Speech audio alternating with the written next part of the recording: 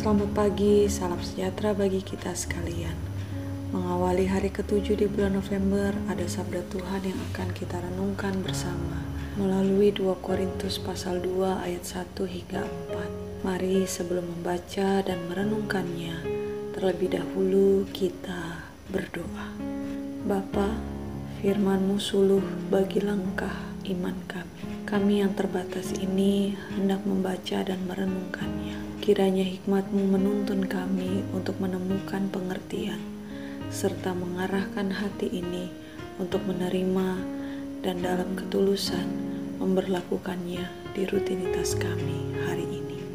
Amin. 2 Korintus pasal 2 ayat 1 hingga 4 menyatakan, Aku telah mengambil keputusan di dalam hatiku bahwa aku tidak akan datang lagi kepadamu dalam duka cita. Sebab jika aku mendukakan hatimu, siapa lagi yang dapat membuat aku menjadi gembira selain Dia yang berduka cita karena aku?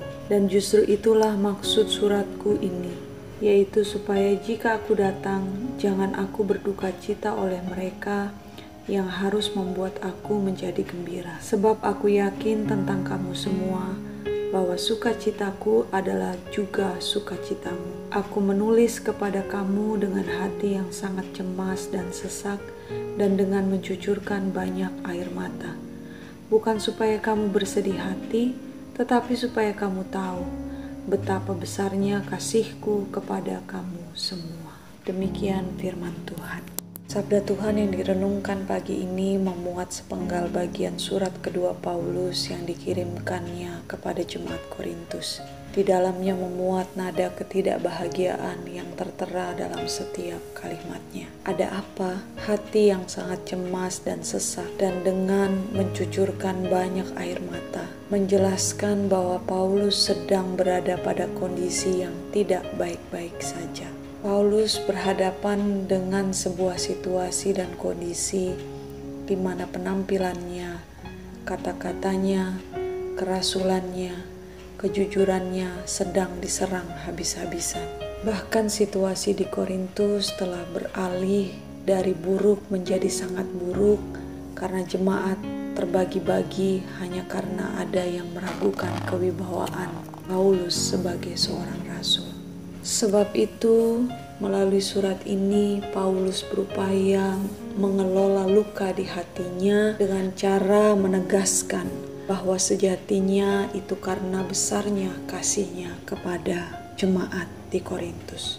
Pertanyaan besar bagi kita semua, sanggupkah kita mengasihi dalam kondisi terluka? Harus diakui bahwa dalam kebersamaan di rutinitas harian kita, akan ditemukan manusia yang matanya menatap sinis dan selalu terpusat untuk mencari kesalahan, yang lidahnya senantiasa dipakai untuk mengkritik, namun dirinya sendiri enggan menyingsingkan lengannya untuk merealisasikan kritikan yang ditujukan pada sesamanya, yang suaranya selalu kasar bahkan menyakitkan.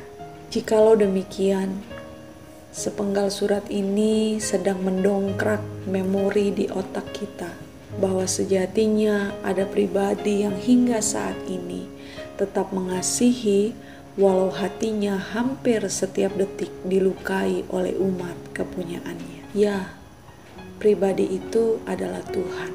Dengan demikian, tidak ada alasan bagi kita untuk berhenti mengasihi, berhenti berbuat atau berbagi kasih hari ini dan seterusnya.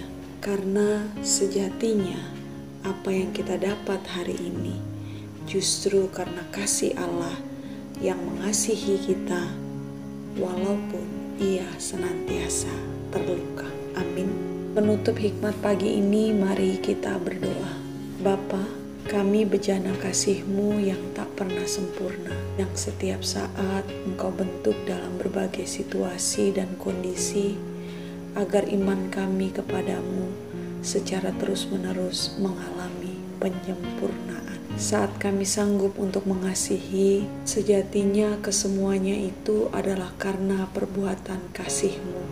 Oleh karena itu ya Bapa, Kiranya dalam hikmat-Mu yang Engkau karuniakan bagi kami hari ini, terus menuntun, mengarahkan hati kami yang rapuh dan terbatas ini untuk mengasihi-Mu dengan cara mengasihi sesama ciptaan-Mu dalam setiap tugas dan tanggung jawab yang Engkau percayakan bagi kami dan keluarga kami untuk dikerjakan hari ini dan seterusnya.